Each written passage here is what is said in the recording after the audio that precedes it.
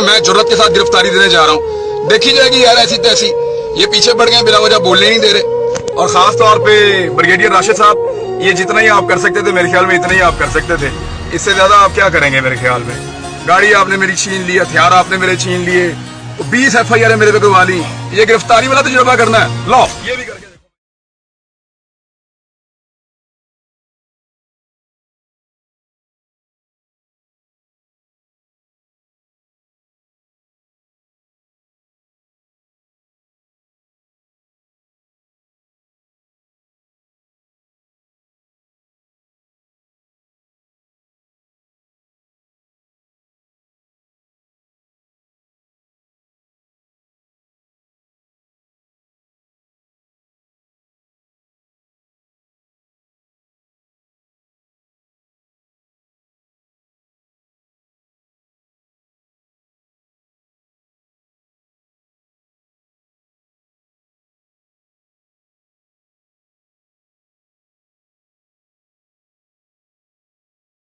کارروائی کی ہے۔ سب کا نام لوں گا، ان ایجنسیوں کا بھی، ان اداروں کا بھی، اور ان بندوں کا بھی جنہوں نے یہ سارا کچھ کیا ہے، ایک ایک کا بتاؤں گا۔